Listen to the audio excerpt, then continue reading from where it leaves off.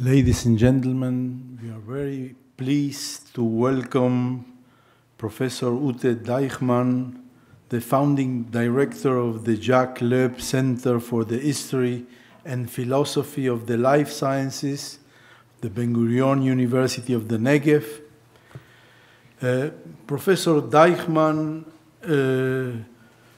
wrote her PhD in History of Science at the University of Cologne and was the International Edelstein Fellow in the History and Philosophy of Chemistry and Allied Sciences at the Beckman Center for the History of Chemistry and the Sydney Edelstein Center for the History and Philosophy of Science.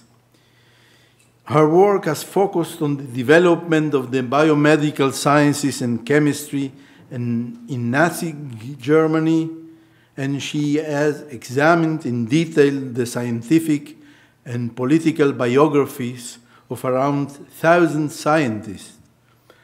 She published two very important monographs, Biologen unter Hitler in 2002, and in English translations, Biologists under Hitler, published by Harvard University Press in 2006, and Flüchten, Mitmachen, Vergessen, Chemiker and Biochemiker in der Nazi-Zeit,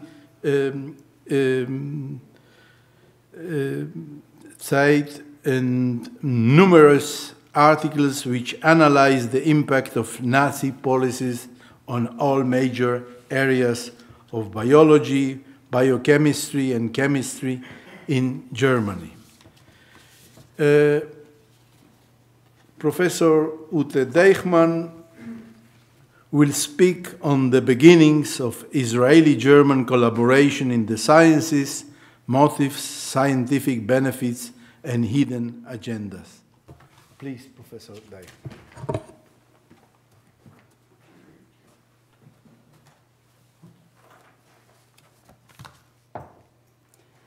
Thank you very much for this very kind introduction, Professor Kaplan. It is a great honor to speak at the Israeli Academy of Sciences and Humanities, and I greatly thank you for extending the invitation to me.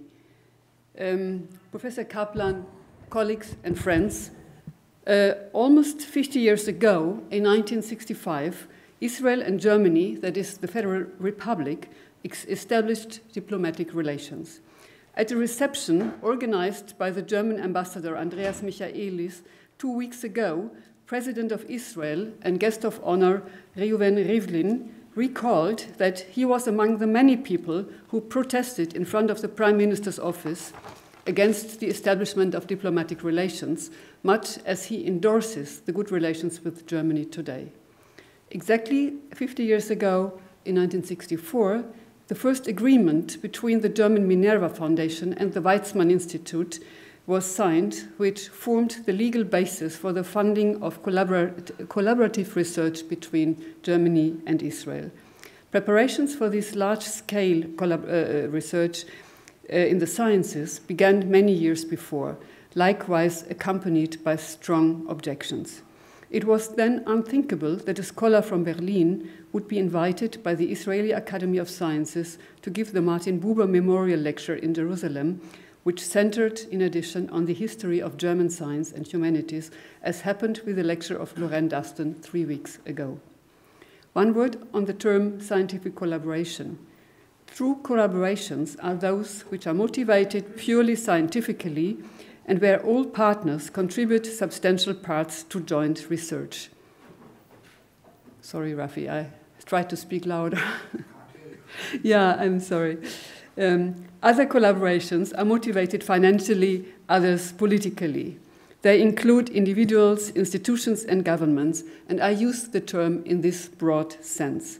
My study on the origin of scientific relations between Germany and Israel focuses on the years before the first Minerva Agreement. It revealed an unusual historical picture in which a few individuals with different motivations played a major role.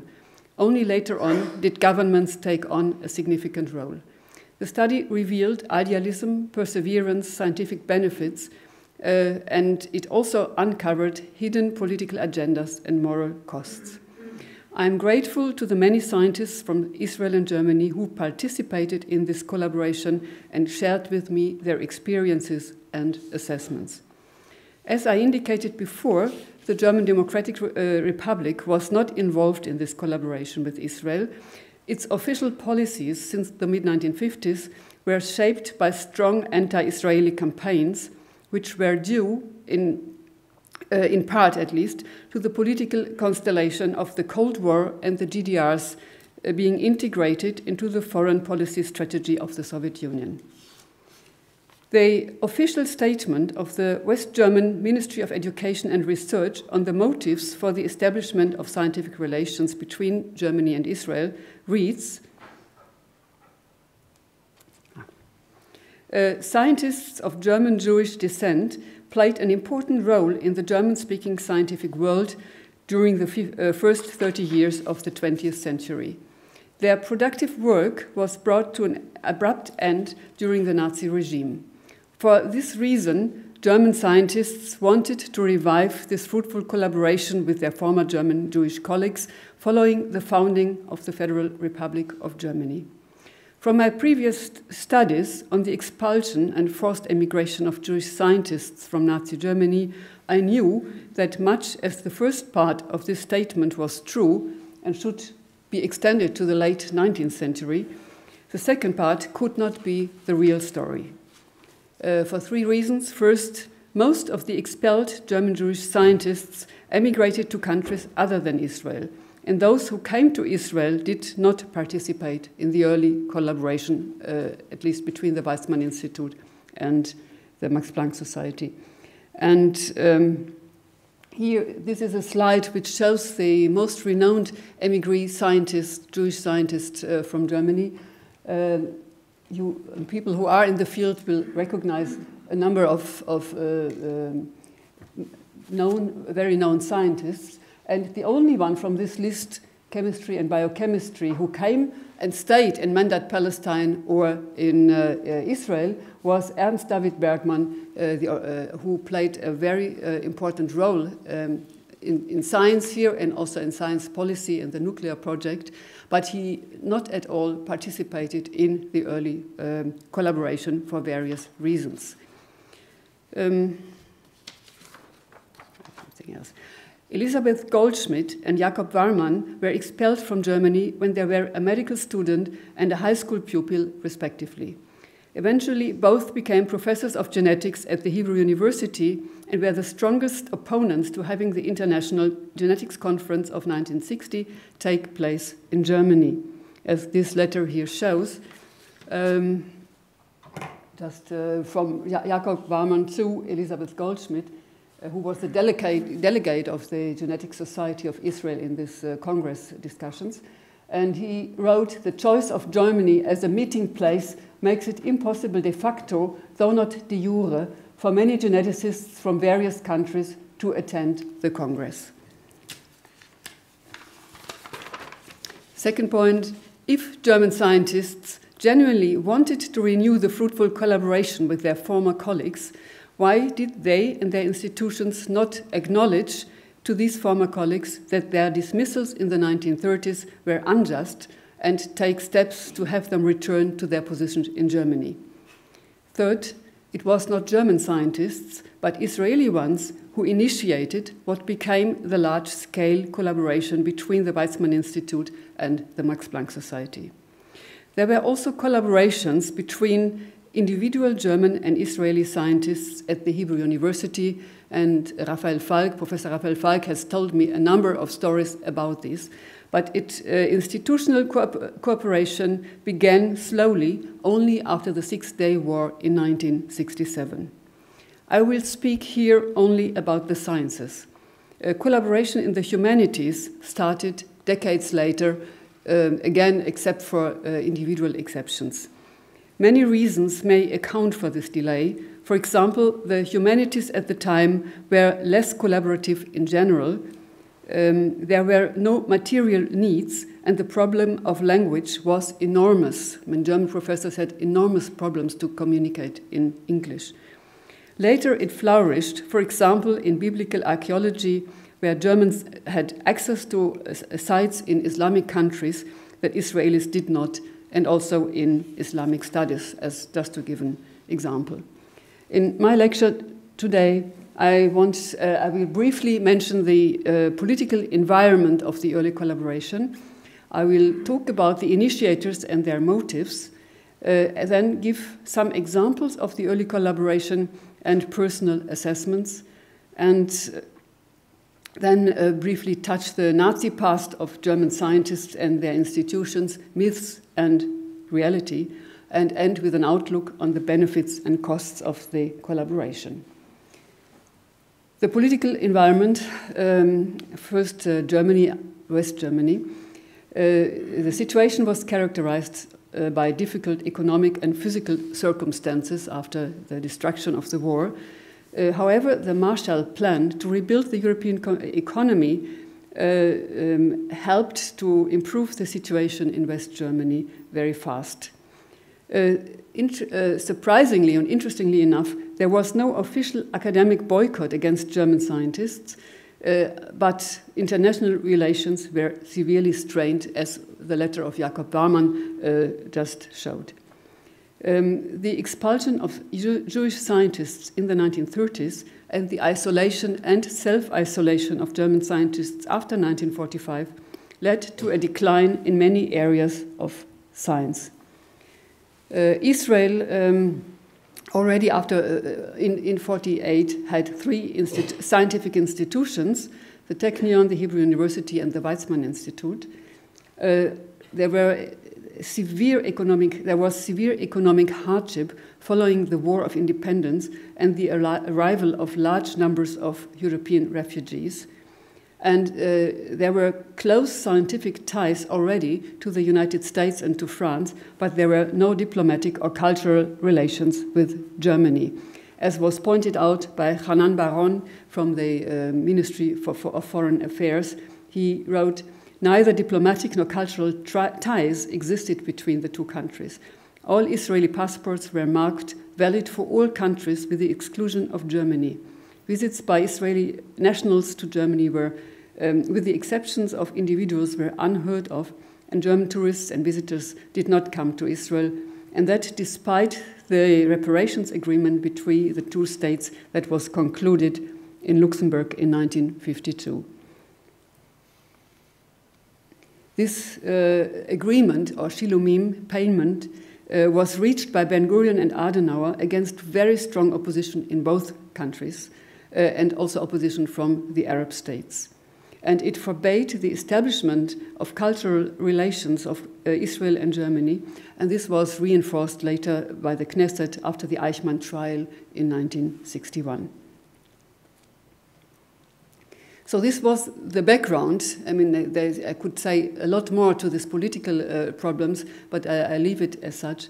And I now want to come to the second point, the initiators of the large-scale collaboration and their motives. Interestingly, it was an Israeli scientist, the chemist Gerhard Schmidt, born in Berlin in 1919, from the Weizmann Institute, who initiated contacts with Germany.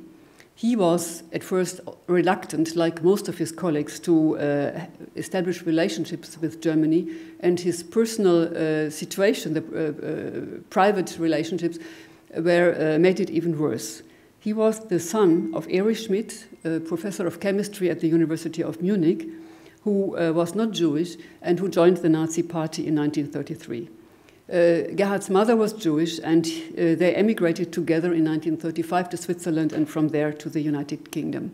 His father supported them with large amounts of money so that he could go to a very good school in England, and he then graduated at one of the internationally best institutions for X-ray crystallography in Oxford, under Dorothy Crawford Hodgkin, who later received a Nobel Prize for her work. In 1948, he moved to Israel to join the Weizmann Institute. He was asked to found an institution on crystallography over there. And he was not at all a Zionist. However, his first wife, Anita, was, and so they decided to go. However, after a year, she couldn't stand the situation to live in Israel, and she left and went back to England. However, Gerhard liked increasingly what he called the Wild West atmosphere in the desert and in Rehovot, and he established his lab, and in 1956 became full professor of the crystallography at the crystallography department. In that year, he also visited Germany the first time. His father had urged him after the war, and he always rejected these visits for obvious reasons. But in 1956, he went, and his father introduced him to chemists in Munich and in Heidelberg, and also to physicist Wolfgang Gentner, who he was assured was above any political reproaches. And this is now the second person I want to mention. Gentner was experimental nuclear physicist who, despite the fact that he participated in the German nuclear project during the war in occupied France, got high respect from his French colleagues for his humane and political behavior. After the war, he was internationally very respected. In 1956, he became the director of the CERN cyclotron, and later on the director of the Max Planck Institute for Nuclear Physics in Heidelberg. It happened so that an Israeli scientist was at CERN when Gentner was there. This was Amos de Shalit, and at the strong suggestion of Gerhard Schmidt, who already was interested in establishing contacts with Germany, de Shalit visited Gentner. And Amos de Shalit is the third person I mention here. Amos de Shalit belonged to the first generation of Israeli physicists who studied at the Hebrew University under Raka, who was a refugee from Italy. His work was very strongly internationally oriented, and he spent time at Princeton, Stanford, MIT, and CERN, and later the Hebrew University. Later, he became the scientific director and the director of the Weizmann Institute. He was, for reasons I mention in a moment, very interested in establishing the contacts with Germany, but he insisted that the cooperation with Germany would include only those Germans who were either anti-Nazis or belonged to the younger generation. As he expressed in a lecture in Munich in 1962, he said, I can't read it here or here. The history of the relations between Israel and Germany is marked by the very unfortunate happenings in the not-too-distant past. These things are not forgotten, cannot be forgotten, and, to my mind, should not be forgotten. However, our Torah teaches us that we should not hold children responsible for the deeds of individuals, no matter how large their number is. Loyal to this old principle, I believe that we should try to re-establish relations, and scientific cooperation probably forms the best first step. So, to summarize the motives of these three initiators, Schmidt had clear scientific motives to collaborate with German chemists, and especially with chemical industry, since industry in Israel was still very largely based on agriculture, and Germany opened whole fields of research for him. De Shalit, the motives are less clear-cut, but from all I've read and I've heard, he had a genuine interest to help young German scientists that everybody confirmed. And in addition, he had a vision to extend international ties of Israeli science within Europe, and Germany was a good way of starting it at the time. And he considered Israel as part of Europe. Both of them wanted also to enhance the research infrastructure, such as instrumentation at the Weizmann Institute, and to gain financial support. Gentner, on the German side, he clearly wanted to overcome the international isolation of German science. He spoke of the boredom of the science enterprise of Germany today, and also of the constraints on research, for example, on atomic research, which was imposed by the Allied Control Council laws. And Gentner himself had to change the direction of his research because of that. All three of them knew that in order to go ahead, given that political situation, they needed political and institutional and also political support. This is an interesting story. I just mentioned very briefly the three people who were involved in this in addition. One was Josef Kohn, the European representative of the Weizmann Institute in Zurich, who is also a graduate of the Alfred Weber Institute of the University of Heidelberg. Then Dani Heinemann, a businessman in Brussels, an American businessman in Brussels, and friend of Adenauer's, who helped Adenauer, of the later Chancellor Adenauer, who helped him financially when Adenauer, when he was mayor of the city of Cologne, was dismissed from his office in 1933. The third was Abba Eban, at the time the president of the Weizmann Institute. And through these people, Adenauer and Ben-Gurion were involved, and both of them agreed to the collaboration. Ben-Gurion with a proviso of no publicity whatsoever. Imagine, it was still in the 1950s. And Adenauer later revealed in his memoirs that it was not only what everybody knows, his geopolitical considerations, but it was also personal motives that made him establish contacts with the Jewish world and in particular with Israel. He was very grateful to the two friends who helped him after he was removed from office, who were Jewish. That was Dani Heinemann and that was Professor Krauss. And all the other friends obviously let him down. So Adenauer opened the door to business, to politics, and to science in Germany. And he also gave initial funding for projects at the Weizmann Institute.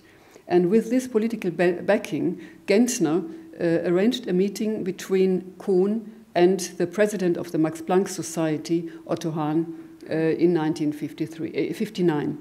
And both of them agreed on a cooperation between the Max Planck Society and the Weizmann Institute, that 59. And Hahn accepted an invitation to visit the Weizmann Institute in the same year. And this met, I mean, can say a lot more. There was a lot of criticism of the whole enterprise, but here again there were strong objections from the board of the Weizmann Institute. They warned that the collaboration with institutions and people who were involved in the Holocaust would give the Weizmann Institute a very problematic time within the Jewish world and beyond. But finally, what? What is MPG? The Max Planck Society. Sorry, yeah, I used the German Max Planck Gesellschaft. Yeah, sorry. Max Planck Society. I underlined the 1959, and we can see somehow everything was done in a big rush. And the reason was that 1959 was the last year in which Otto Hahn was the president of the Max Planck Society, and the designated president for 1960 was Adolf Butenandt, who was known to be very tough and who also was known to have been a Nazi and an anti-Semite as such. And so things had to be done before because you could not invite Butenandt to Israel. And so the delegation from the Max Planck Society arrived in December 59, the last month of 1959, and apart from Gentner, it included Hahn and Lünen. Just one word on Otto Hahn. He, in a way, epitomized the good German. He was an excellent scientist who discovered nuclear fission with Lise Meitner, who had to flee in 1938, and Fritz Strassmann. And he was not a Nazi, but after the war, he, in a way, tried all he could to forget the past and look into the future. And he was criticized very much by his colleagues, former Jewish colleagues who lived in the United States. And, but in Israel, this look into the future somehow found people who agreed with this. His motives were clearly to improve Germany's and the Max Planck Society's international standing. Theodor Lünen didn't have these political ideas. He was an eminent scientist, a Nobel laureate also, and a strong anti-Nazi who kept relationships with his Jewish colleagues even during the Nazi time and in the war as much as was possible. And he wanted to help young Germans to benefit from a more open leadership and new approaches in biomedical research, which did stagnate during the Nazi era. They agreed, this delegation, I mean, the visit of them was obviously judged as very, very fruitful, and a political and financial agreement was reached, but its implementation was delayed by the administration of the Max Planck Society, now with Butenandt as the head and Telschow as the administrative head. No, he was there before. And they warned that the involvement of German government funds might violate the society's independence. I can just add here that these concerns did not bother them during the Nazi era, when Telschow was also general director of the Kaiser Wilhelm Society, which was the predecessor of the Max Planck Society before. So, in the beginning, the German government gave, therefore, direct funding, not via the Max Planck Society. Then the VW, Volkswagen Foundation, provided support. And then, only in 1964, the first Minerva agreement was reached. And the Minerva company and later Minerva Foundation became the legal basis for the funding of collaborative research. And the money came entirely from the German Federal Ministry for Education and Research. And in 2001, just to give a figure, it was 3.6 million euro. So I want to give some examples of these early collaborations in the three sciences and the three basic sciences. Nuclear and theoretical physics was the area where the collaboration actually started.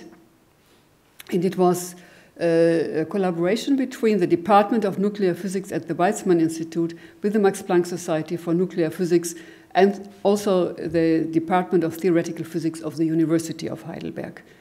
And it started in 1961 with visits of young postdocs at the Weizmann Institute. The German physicists were greatly stimulated by new scientific approaches and the different research environment at the Weizmann Institute. I interviewed some of them, and I want to quote from these interviews. For example, Günther von Gehlen from the University of Heidelberg told me that at the Weizmann Institute, and that was in Germany at the time unique, I mean, it didn't happen after the war, that here actually every week international top physicists from leading institutions in the United States and other countries came for a visit and gave seminars. And the liveliness, openness, and enthusiasm of the discussions were incomparable. Although, that everybody confirmed, resistance against German postdoc level physicists was considerable within the Weizmann Institute, Amos de Shalit and Igal Talmi received us very warmly.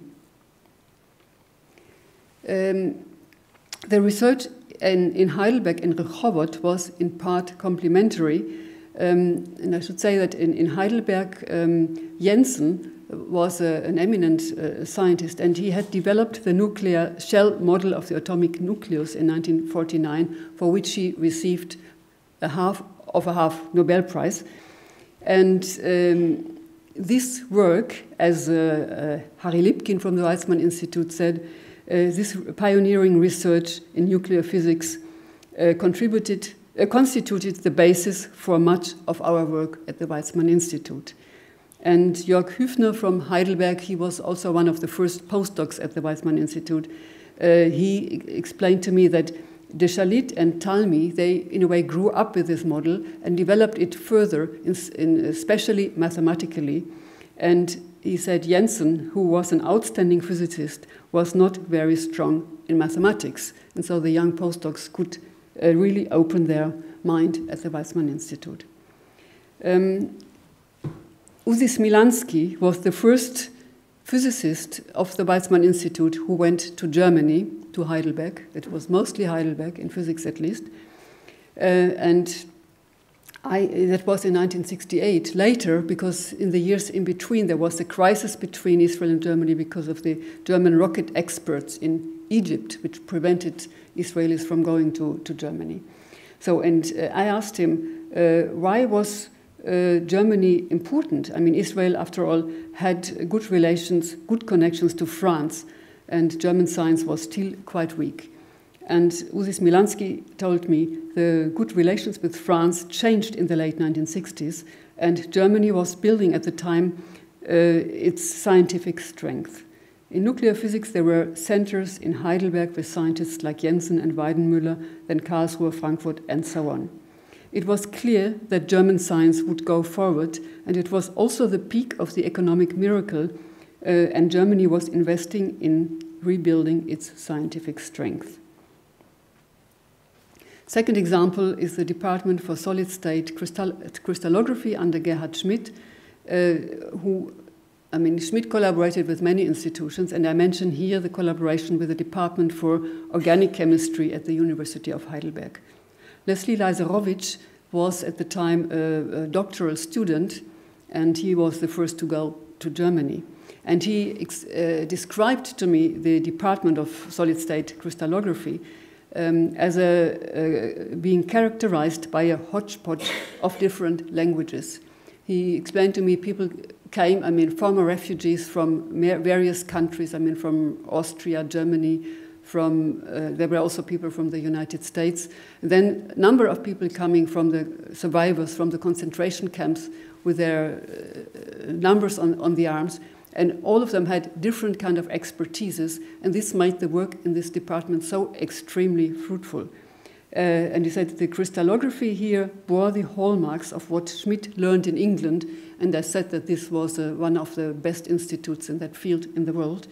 And it was tempered, that was his expression, by computer methods introduced by Fred Hirschfeld. And Leslie himself took up these computer methods, and he developed a program which in Heidelberg, which really didn't happen anywhere else in Germany at the time. And he assisted, that was the deal, in setting up, training, and running a structure analysis group in Heidelberg in 1966 under the supervision of Gerhard Schmidt.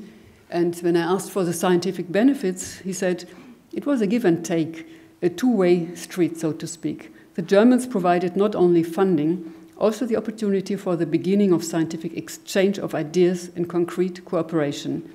We provided knowledge in X-ray crystallography and solid-state chemistry. For our services in Heidelberg, we received a single crystal automatic Siemens X-ray diffractometer. I think I leave this, otherwise it will be too... I come to the last example. That is a long-standing collaboration in immunochemistry, which was initiated also very early in 1962 by Michael Seller of the Weizmann Institute and Otto Westphal in Freiburg.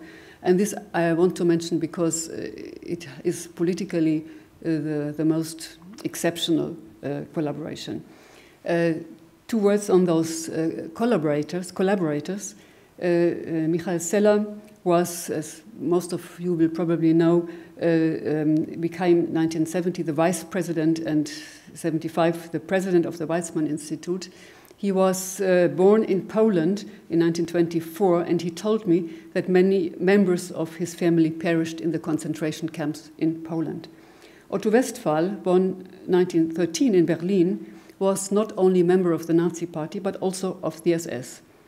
Therefore, that is why he was expelled from German academia in 1945. Many Nazis came back, but the SS members were not allowed, at least in the beginning, to come back. And he found employment at the Swiss Wander Institute for Immunobiology, and the institute later moved to Germany, to Freiburg, and was taken over by the Max Planck Society in 1963, where Westphal became its director. And we see that a collaboration started in 1962, and I think it was quite helpful for Westphal to receive this position at the Max Planck Society. I asked Michael Seller how come he collaborated so intensively with Otto Westphal, and he told me that Westphal in the beginning explained to him why he entered the Nazi organizations and so on, and he was very sincere. And then they started to cooperate, and Westphal became a personal friend of mine. But I never involved him in any of the official German-Israeli discussions. In contrast, Michael Seller never invited Adolf Butenandt, the president of the Max Planck Society, to come to Israel. He said, Wolfgang Gentner warned me. He said, Butenandt will ask you, but don't do it. And he said, yes, Butenandt asked me, but he didn't invite him, but he didn't ask further questions. Michael Seller was involved in many projects in Germany, and he helped very many young Germans to come to Israel to work at the Weizmann Institute. And for all this, he received the Harnack Medal from the Max Planck Society in 1996. And when I asked him, he was the first non-German to receive this medal. It's quite late. The highest distinction of the Max Planck Society. And I asked him, so why, in the end, after all that happened to his family, he wanted to, he collaborated and helped the Germans so much. And he said, I tried bona fide to help German science. And I think that we should never forget about the past, but that we also have to plan for the future. The last person in this section is Fritz Melchers. He is a young, no, not young, but then immunologist from Berlin, and later the head of the Basel Institute of Immunology. And he also spent, as a young researcher, a short time at the Weizmann Institute in the department of Michael Seller. And we talked about the department and his stay there. And I told him what Michael Seller told me, and he said, I can tell you what helped me. We knew that we Germans had a problem internationally where we felt the aloofness towards Germans everywhere. To help means to assist younger generation in becoming accepted again internationally. Michael Seller said this has to be changed, and it is to his great merit that he did it systematically. I should say that Fritz Melchers' father, Georg Melchers, he was one of the really true anti-Nazis, and there are many stories to that. But he would never come to Israel, as he said, because he could not stand the idea that he would have to face people who suffered so much or whose relatives were murdered by fellow Germans. So this was a very special family. So a few words now about myths and reality of the Nazi past of German institutions and scientists. I think it was the early collaboration was in part built on a myth of the Nazi, the behavior of German scientists. I quote here Harry Lipkin, the physicist Harry Lipkin from the Weizmann Institute. He said, there are Germans who did not participate in Nazi crimes. There was also a young generation of German scientists who bore no responsibility for the Holocaust. They could not be excluded. Among the leading German scientists were many who resisted National Socialism. They demanded that the young Germans know the truth about their past and confront this truth. This was clearly a myth. The leading scientists, none of the leading scientists resisted the Nazis. There were a few anti-Nazis, but there was nobody who really resisted the Nazis. And especially after the war, they did not confront their students with the reality, with what really happened. This can be easily explained by the fact that around 70% of the assistant professors, the German equivalent to it, and more than 50% of the full professors had been members of Nazi organizations in the Nazi time. So it cannot be expected that they would reveal anything about the past. And it is known, and it was known or assumed at the time, and it is known meanwhile, that leading scientists and administrators of the Kaiser Wilhelm Society, the predecessor of the Max Planck Society, were deeply involved in Nazi medical and racial crimes. The example of Ottmar von Verschuur is, meanwhile, with people who have dealt with it, well known. He collaborated with his former assistant Josef Mengele when Mengele was camp doctor in Auschwitz and sent him organs of people that were murdered. And it is just an open question what would have happened had Mengele been caught and told the world about this collaboration in a trial. But he wasn't caught. Then Adolf Butenandt and Richard Kuhn, I mentioned Butenandt before, he had been member of the Nazi Party, but he was known to be also an anti-Semite, and Richard Kuhn, who was deeply involved in the Nazi policy. Something was assumed at the time, but not known to the end. And then Ernst Telschow, the administrative head of the Kaiser Wilhelm Society and again of the Max Planck Society, who not only was a Nazi party member and an anti-Semite, but he also created networks of the Kaiser Wilhelm Society with major figures in politics and industry. For example, Minister of Agriculture Backe, who was responsible for the death of 4 million Soviet citizens because he took the wheat out of Ukraine and they died from starvation. It was just published by Snyders from Yale University. Telschow did not regret after the war to have collaborated with Backe, by the way, and he was a student of Otto Hahn's and a very able administrator, and so he remained head of the administration of the Kaiser Wilhelm Society. There were a number of books. There was one book which was published early on, it's Max Weinreich's book, Hitler's Professors, which dealt with the German scientists and their Nazi crimes. It was never translated into German. Then in the sciences, I mentioned the book by Benno Müller-Hill, who happened to be my supervisor, who in 1984 wrote the first book on a whole discipline and the behavior of a whole discipline in the Nazi era, that is the human geneticists and their crimes. And it was followed by my books. I just learned before, where is this? That there was a book published by a jurist, and this jurist, Rütters was his name? I forgot it. And that he had very big problems to publish this book. And so there were some books already. And only afterwards, in 1998, the Max Planck Society created a committee for the investigation of the history of the Kaiser Wilhelm Society in the period of National Socialism. According to Avram Barkay, a belated confrontation. And Professor Reinhard Rürup concluded, he was one of the chairmen of this committee, concluded at the end, the sufficiently safe conclusion is that the Kaiser Wilhelm Society and its scientists were, in their great majority, partners in power of a totalitarian regime to its very end, and not the victims one liked to think of them having been in retrospect. That brings me now to the last point of my lecture, costs and benefits. I start with the costs and with Germany. It looks at first as a benefit. Accepted as a partner of a high-ranking Israeli institution so early after the Second World War, the Max Planck Society and its leadership seemed politically rehabilitated and immune in the face of critical questions.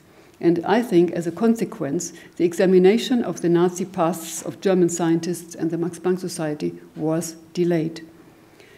In Israel, and that is clear from what I said before, the demand of scientists that the cooperation involve only anti-Nazis or a younger generation was not realized and could not be realized.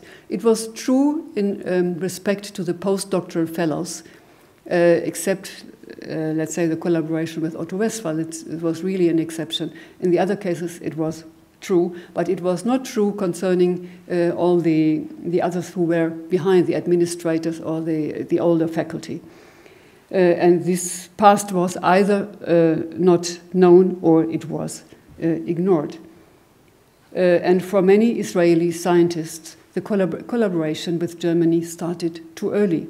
And I asked Uzi Smilansky from the Weizmann Institute, was it too early? And he said, Post factum, it was a success. That means it was not too early. At the time, it was very difficult. It could have gone wrong if not for Gentner and de Chalit, and he also mentioned Charles Freyer, who worked at the Weizmann Institute with Amos de Chalit.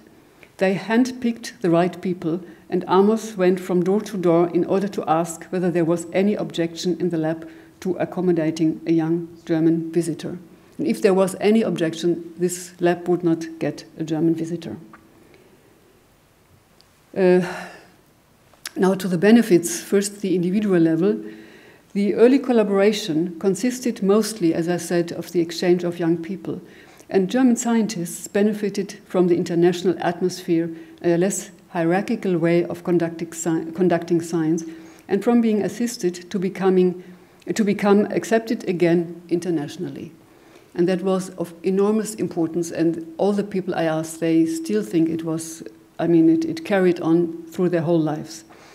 Israeli postdoctoral fellows, that is something that Steve Weiner, renowned structural biologist from the Weizmann Institute, told me.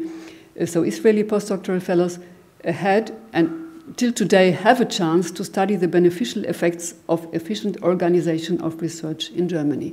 That is his words.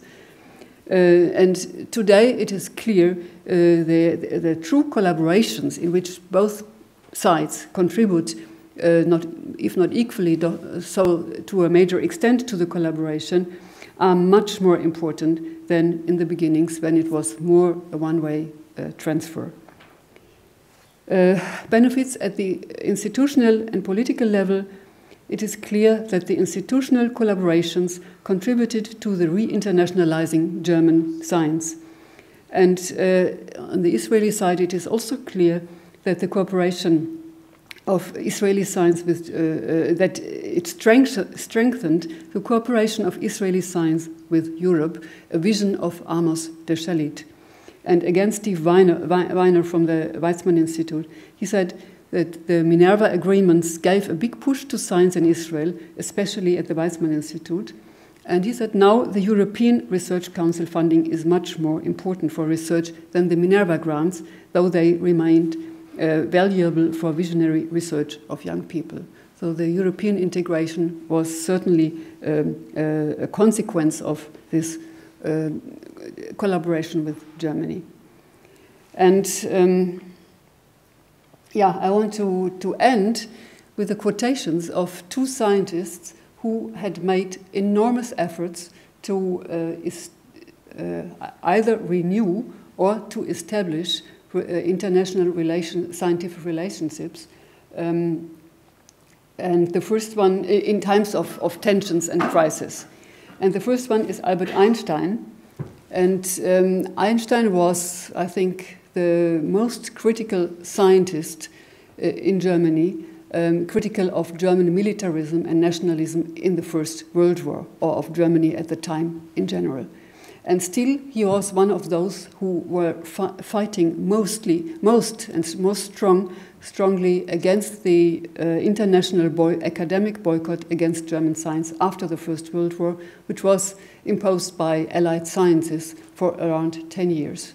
And Einstein, together with Paul Langevin in France, they made all the efforts to strengthen the relations between German and French scientists in the early 1920s.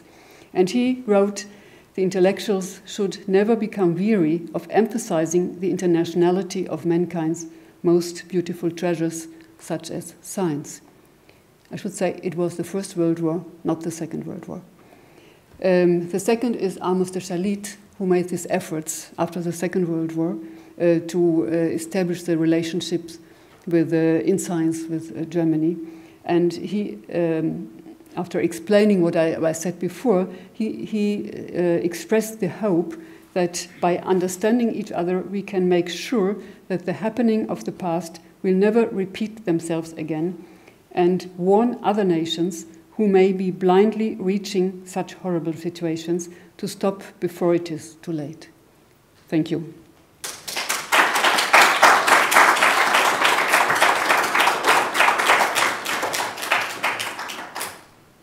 Thank you very much for this very interesting and comprehensive lecture.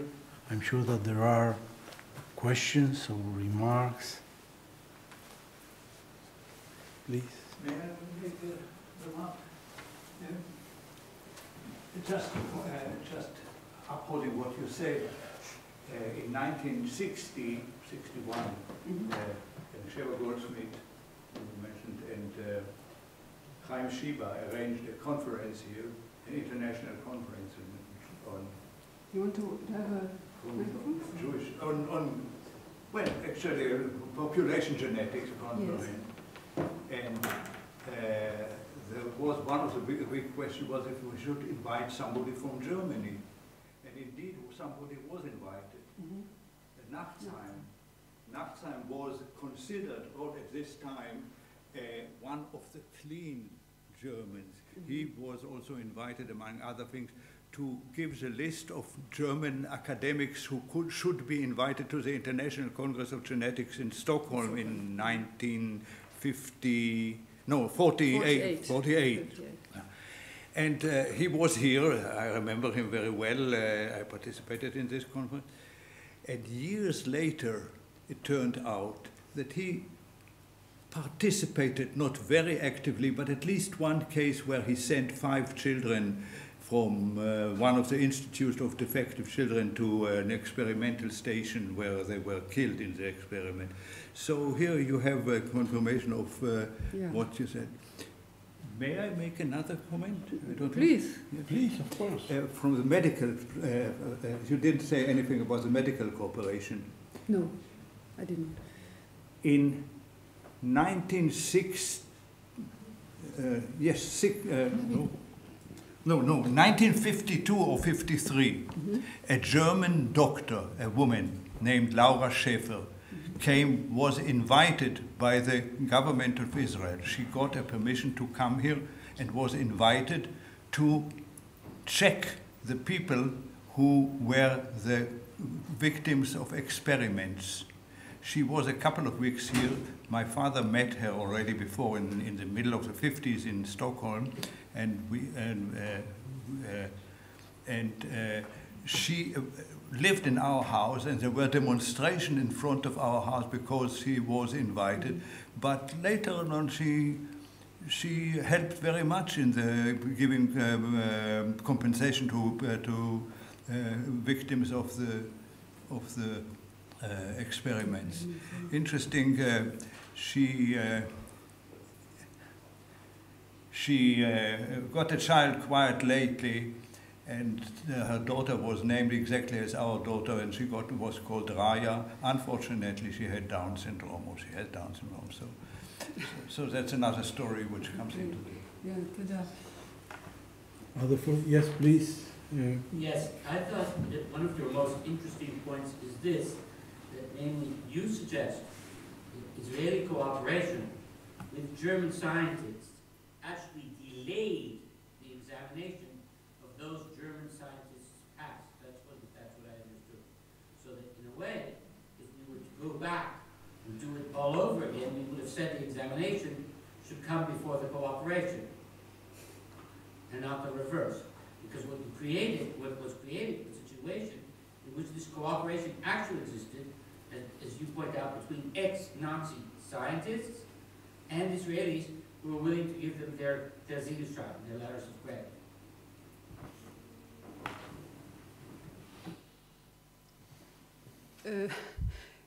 Logically, one can say yes. Historically, of course, it doesn't work because the Israelis couldn't decide on the Germans to examine their past. I just think that this big myth, especially about the Max Planck Society, that they were either the victims of the Nazis or they were the institution which, unlike the universities, kept clean of their involvement with the Nazis. And that was something quite common. You can read it in publications. And I think I don't have proof, I mean, for this, so on. But I think that it was the collaboration with this, the Weizmann Institute was important to uphold such a statement. And like with Westphal, that he could get this position after he collaborated with Israel, is that if they checked it, he can become president of this Max Planck Institute in 1963. But, I mean, you cannot, I mean, we don't know. It is just an assumption of mine. And I just belong to those who realized it also very late what was happening. And so I think it is a fair assumption that is right. A follow-up question. Since you interviewed the Israeli scientists, did you have any impression that people like Gerhard Schmidt or the other Amos, the Shalit, or any of the people that you interviewed about them, that these people were all half aware or partially aware of the past of these scientists, or did they block that out? They were aware. I mean, in general, I cannot say they were aware of the individuals. I mean, they tried to make sure that the postdocs who came were, first of all, young, and certain also as young people, not involved in Nazi organizations. And I know, for example, Gerhard Schmidt, there is a story which Leslie told me when Gerhard Schmidt was in Heidelberg, and he visited a colleague from industry, and he lived in one of the Heidelberg villas, beautiful, close to the castle. And he rang the doorbell, and then all of a sudden he saw a mezuzah at the door.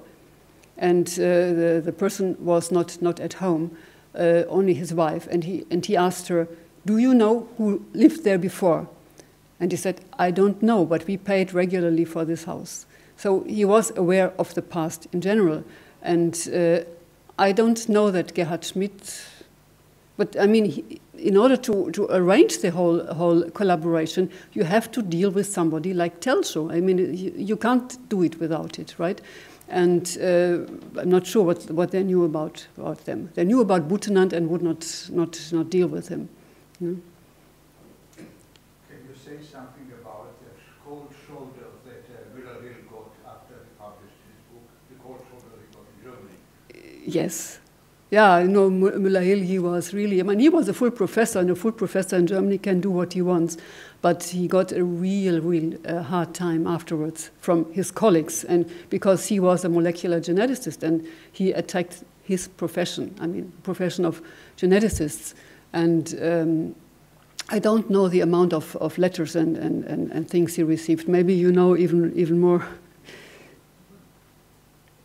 but it was a difficult time. Yes, please. Have you noticed any difference between Israeli scientists from German origin and from non-German origin? Gerhard Schmidt is one example of a scientist from German origin, but the others were not. And can you say something about the different reaction to Germany? Because I suspect that there might be a difference. Yes, I agree with you. And from what I see just with this collaboration, with this large-scale institutional collaboration. Ah, yes. Okay. It's too low. I think that there is a difference between the scientists from German background and those who were not from Germany. And Gerhard Schmidt is actually the only German scientist from Germany. And also with him, he wouldn't come until he was full professor and face his father before that. And from then on, he had so strong a professional interest that he went ahead. And but he was also at the Weizmann Institute a little bit an outsider. I mean, not only because of that, but for other things as well. And I didn't find anybody else in all the list of people. Though there are many about whom I don't know where they come from. No, they were more, yes, more reserved. Yes, that's what I think, and that explains also the Hebrew University. It took quite long. I mean, there were individuals, and Rafi told me about this, and but the institutional collaboration only started after the victory in 1967. And also then it was not a large-scale kind of thing, as one might imagine when you say the German script. No, it was not. But, yeah. in 1960, Franz Josef Strauss was Minister of Defense, and he also met in Paris with Ben-Gurion and Perez, and they decided on military cooperation, including nuclear armament for Israel. I wonder whether you see any connection between the two processes, or do you think that they are entirely independent of each other? From what I know about this, and that was the only, let's say, interaction with Israel, between Germany and Israel before the scientific collaboration, but I don't know of any connections. I just must tell you. I know that Gentner, for example, he was a nuclear physicist, but he was not involved in any of these projects, other military projects. But I haven't found any. Because all the military collaboration on the scientific level, the nuclear level, were with France, with French scientists. That was also where Ernst David Bergman, he was very active in establishing the connections with the French scientists for military and also non-military, for both purposes, but not with Germany. In any case, the Germans, who could have helped them, they didn't know better. Yeah, I think they were interested in Israel exactly because they couldn't do it in Germany. Yes, nuclear research, that was what Gentner did, but I never heard, and I asked also, that there was any of the research, atomic research, done at the Weizmann Center, that it was related to military purposes. And the German scientists told me the same. It was pure research. I don't know, all of them told me that. You are skeptical, but I don't know. I think it took place in different environments, not at the Weizmann Institute. Yeah. I would like to suggest, to emphasize, that one of the reasons the German scientists after the war pushed and wanted to have collaborations with Jewish scientists were because they admired the Jewish people. You know, 17 out of 40 Nobel laureates were Jewish in Germany. You know it? Yes, I know. 17 out of 40 in sciences. Look, there is a variety of reasons for this, but I tend to not agree with you, because they may have admired them, but they did not make an effort to ask them come back, for example.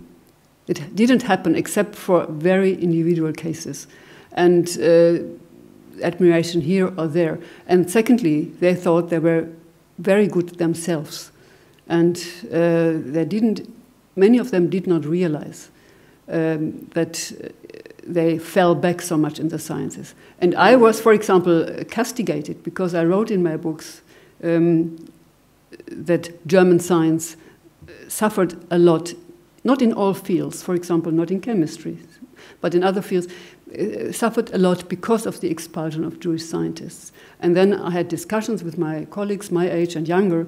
I said, no, we did. We had Butenandt and we had others.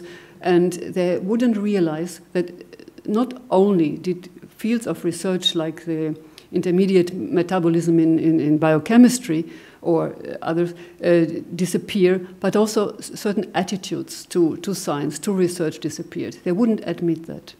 And so... Otto Hahn yes. was a very brave person. When Hitler came to visit him and he asked him about science, so he told him, no science anymore after the Jewish people. I wanted to ask you where you read it. I never saw that. It's a story about Göttingen in mathematics. It's about Göttingen in mathematics, but not Otto Hahn in chemistry. Yeah, chemistry. No, because in chemistry fared well in the Nazi era. They got a lot of money. I don't just get the chemistry in German. Only what Otto Hahn said to Hitler. I just wonder where you found it. I would really like to know, because I never saw this quotation. No, Otto Hahn was not a Nazi. I wouldn't say he was especially brave, but that's something different. And he was, he was a. I'm quiet. Yes, please. Yes. Thanks for your talk.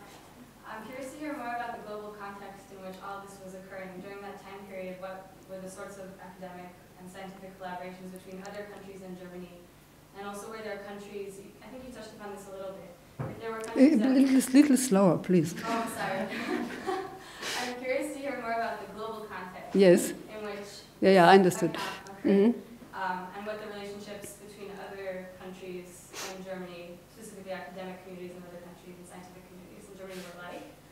And if there were any academic communities in other countries that were very interested in seeing the relationship between Germany and Israel going a certain way or not going a certain way. So the global context. Yeah. Okay, to the last question, whether other countries were interested in looking at the relationship with Israel, I don't think so. I simply didn't see anything of that. Concerning other countries, Germany had a lot of problems, internationally with Western countries, especially with those countries which were conquered by Germany. That is France, Norway, and or attacked by Germany, England, and the United States. Likewise, they were very critical and very reluctant of establishing relationships with Germany. And in addition, it was because somehow German scientists were not the best in the world anymore, all of a sudden. I mean, all of a sudden it was realized. No? Otherwise, I'm not thinking people are so moral, but there was quite a reluctance. And I find it really historically ironical that it was the Israelis who helped the young Germans to an extent that no other country would do, to become integrated again in the international community. There was no other country. Didn't the United States invite a large group of German technological people to the United States to help develop their armament industry? Absolutely right. Yeah, this is what is called the action paperclip. Now, this was people who should have been on trial because of suspected war crimes or whatsoever, and they got a paperclip and they were taken out and they were taken to the United States. And people like Werner von Braun, or people also in the microbiological fields whom they thought might contribute a lot. Yes, there was this contingent. That's right. Are there further questions? Yes? Can you tell us something about how many interviews, at what period you conducted them, just about the research? How did you go about doing it? This work is in a way a continuation of work I did decades ago. And then I stopped it and did other things. And then I started to look into this question of the early collaboration. So I did many interviews, I can't even tell you how many, decades ago, of émigré scientists and of scientists in Germany. I also, for example, interviewed Otto Westphal, whom I mentioned before as an SS member. And I remember, and I didn't think of working on the relationship with Israel, and he told me he never had problems with Israel. It was all fine from the beginning. I have this quotation still. And it was really, really interesting.